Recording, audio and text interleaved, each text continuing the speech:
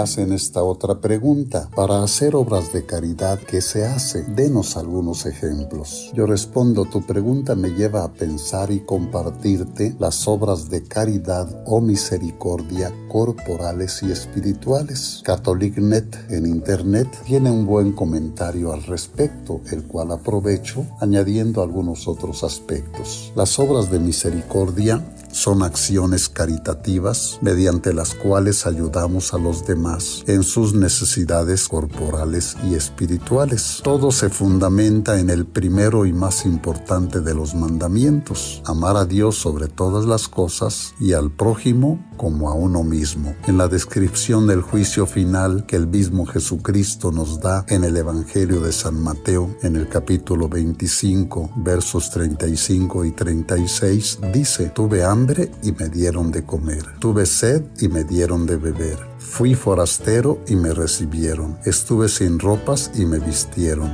enfermo y me visitaron, en la cárcel y fueron a verme. Basados en este texto bíblico y también en otros textos de la Biblia, la Iglesia nos ha dado una lista bastante completa de obras de misericordia, 7 corporales y 7 espirituales, que nos sirve como guía en nuestro amor al prójimo. Las obras corporales de misericordia son dar de comer al hambriento, dar de beber al sediento, dar posada al necesitado, vestir al desnudo, visitar a los enfermos, socorrer a los presos, enterrar a los muertos. Y por su parte, las obras espirituales de misericordia son enseñar al que no sabe, dar buen consejo al que lo necesita, consolar al afligido, corregir al que está en error, perdonar las injurias recibidas, sufrir con paciencia los defectos de los demás, orar por vivos y difuntos. Fundamentemos estas obras de misericordia. El amor a Dios viene antes del amor al prójimo, pero el amor al prójimo es el fruto del amor a Dios y lo hace visible. Nuestro amor al prójimo debe ser un reflejo de nuestro amor a Dios. Si pretendemos primero amar a los demás sin antes amar a Dios, estamos siendo altruistas, filántropos, benefactores, lo cual no está mal, pero eso lo puede hacer, y de hecho lo hace cualquiera que no sea cristiano. Lo puede hacer, por ejemplo, un buen gobernante o cualquier persona que pertenezca a una organización no gubernamental, sea nacional o internacional. Como católicos, nuestro enfoque es amar al prójimo desde Dios. El resultado de la ayuda que se brinde al prójimo puede aparentar ser el mismo. Se resuelve un problema personal o social, pero no es igual para nuestra alma. Tampoco es igual para quien recibe la ayuda. Es que al amar al prójimo desde Dios, hay un flujo de gracia invisible que viene de Dios y que va más allá de la ayuda misma que se está dando. El amor a Dios y el amor al prójimo son como los dos maderos de la cruz. El madero vertical representa nuestro amor a Dios, pues va en sentido hacia arriba, hacia el cielo. El madero horizontal representa el amor a los demás, a los semejantes, a los que están a nuestra altura, pues va en sentido lateral. Pero los dos maderos, el vertical y el horizontal, se requieren para que esté la cruz. Así, los dos enfoques del amor a Dios y al prójimo. Al amar a los demás tenemos que ser portadores de Dios, aunque no lo digamos, porque no tenemos que estar pregonando que aquí venimos en nombre de Dios. El ejemplo más claro de cómo funciona el amor es la Santísima Virgen María en su visita a su prima Santa Isabel. La Virgen María fue portadora de Dios, pues llevaba a Dios recién encarnado en su seno, y Santa Isabel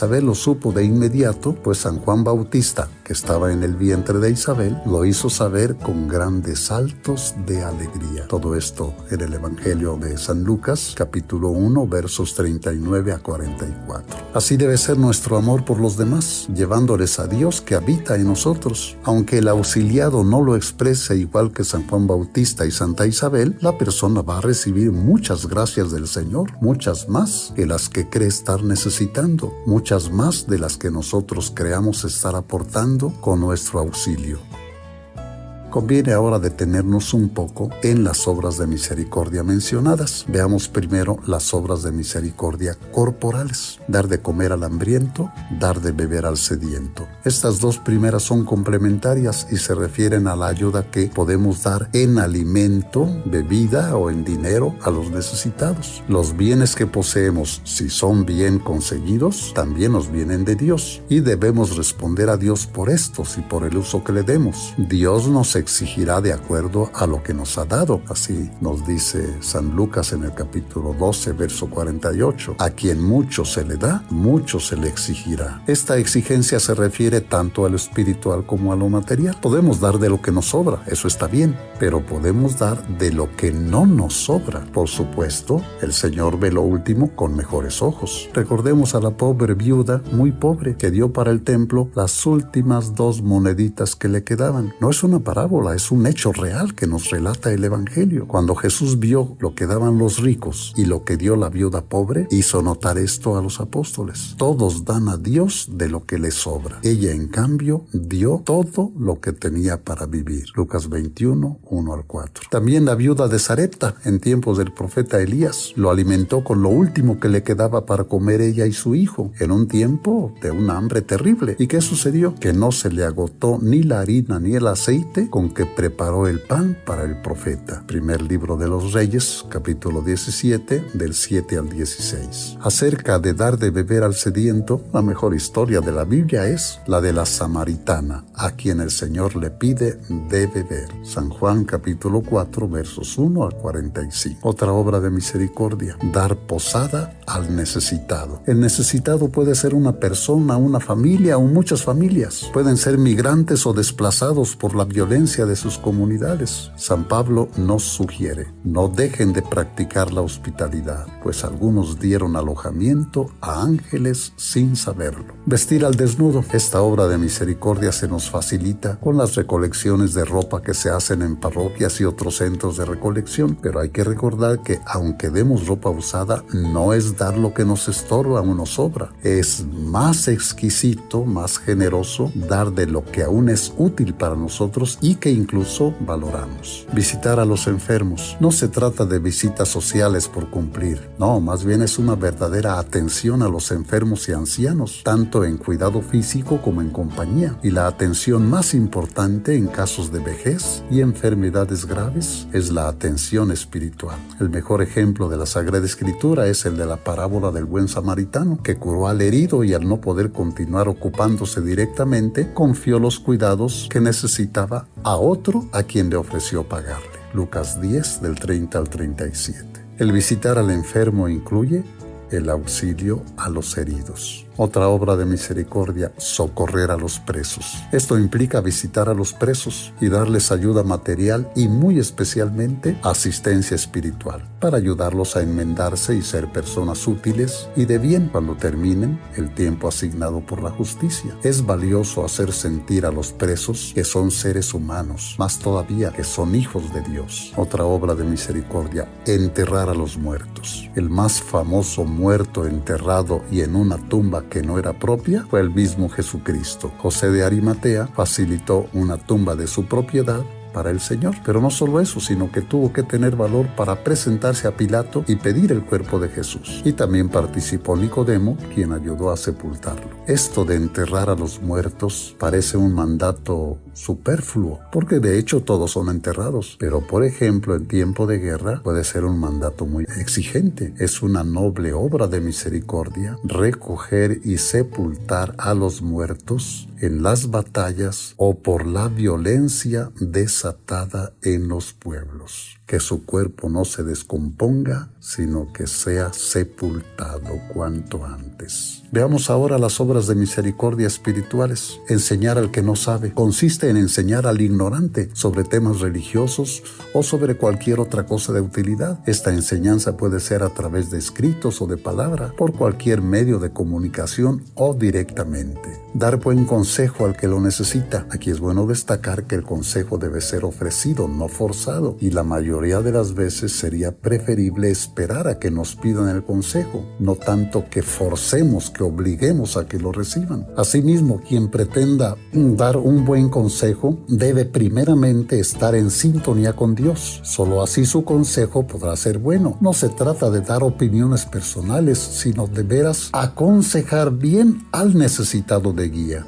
Consolar al afligido. El consuelo para el triste o afligido se asemeja al cuidado con un enfermo y es muy necesario, pues las palabras de consuelo en la aflicción pueden ser determinantes. Aquí pueden entrar la atención de conversación con los ancianos que tanto nos han dado y que en su vejez requieren que alguien les oiga, les converse, los distraiga. Corregir al que está en error. No se trata de estar corrigiendo cualquier tipo de error, mucho menos pretendiendo hacer ver o sentir, presumiendo que nosotros estamos en la verdad. Esta obra se refiere sobre todo al que está en el error del pecado. Es de suma importancia seguir los pasos de la corrección fraterna que Jesús nos dejó muy bien descritos. Si tu hermano ha pecado, vete a hablar con él a solas para reprochárselo. Si te escucha, has ganado a tu hermano. Si no te escucha, toma contigo una o dos personas, de modo que el caso se decida por la palabra de 2 o 3 testigos. Si se niega a escucharlos, informa a la asamblea o a los superiores. Para cumplir esta obra de misericordia convenientemente, hay que tener en cuenta 2 cosas: que pueda preverse un resultado positivo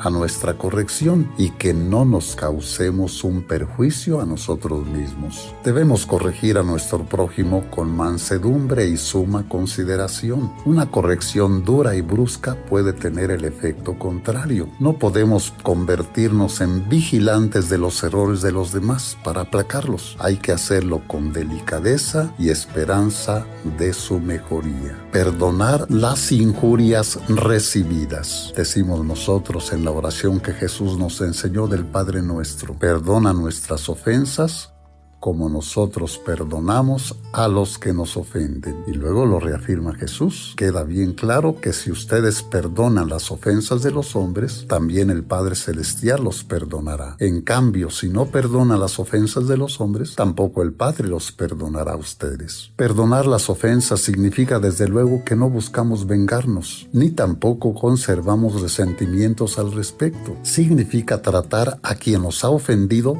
de manera amable. No significa que tenemos forzosamente que renovar una antigua amistad, sino al menos llegar a un trato aceptable. El mejor ejemplo de perdón en el Antiguo Testamento es el de José, que perdonó a sus amigos el que hubieran tratado de matarlo y luego hayan decidido venderlo. Así les dice: no se apenen ni les pese por haberme vendido, porque Dios me ha enviado delante de ustedes para salvarles la vida. Y el mayor perdón en el Nuevo Testamento es el del mismo Jesús desde la cruz: Padre, perdónalos porque no saben lo que hacen. Otra obra espiritual de misericordia: sufrir con paciencia los defectos de los demás. La tolerancia y la paciencia ante los defectos ajenos es virtud y es una obra de misericordia. Pero hay un consejo muy útil: cuando el soportar esos defectos causa más daño que bien, no se debe ser tolerante. Con mucha caridad y suavidad debe hacerse la advertencia. Orar por vivos y difuntos. La oración por los demás, estén vivos y muertos, es una obra buena. San Pablo recomienda orar por todos sin distinción, también por gobernantes y personas de responsabilidad, pues él quiere que todos se salven y lleguen al conocimiento de la verdad. Si nos consta que alguien está en el infierno, ya no tiene caso orar por esta persona, pero tal vez será muy difícil que lo sepamos. Si nos consta que la persona está en el cielo, ya no oramos por ella, al contrario, le pedimos que interceda ante Dios por nosotros. Es el caso de los declarados por la Iglesia como siervos de Dios, venerables, beatos o santos. Los difuntos que están en el purgatorio dependen de nuestras oraciones. Es una obra buena rezar por estos para que sean libres de sus pecados.